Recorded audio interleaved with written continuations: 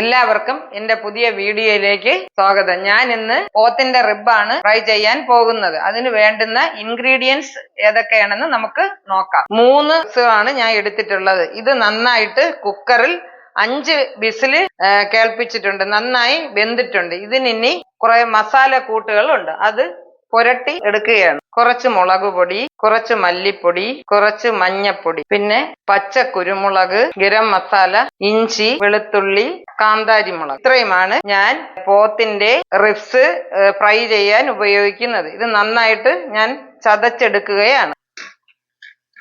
ഈ മസാലക്കൂട്ടെല്ലാം ഇത് നന്നായിട്ട് ഇതില് പിടിപ്പിക്കുന്നു. എല്ലാ മസാലകളും ചേർത്ത് ഞാൻ ഈ ഒരു 3/4 മണിക്കൂർ മാഗ്നേറ്റ് ചെയ്യാനായിട്ട് വെച്ചേക്കുക. തവ ചൂടായിട്ടുണ്ട്. അതിലേക്ക് ഞാൻ ആവശ്യമുള്ള എണ്ണ ഒഴിക്കുന്നു. കറിവേപ്പില ഇട്ടാണ് ഇത് ചെയ്യുന്നത്. പോത്തിന്റെ റിബ് വെക്കുകയാണ്.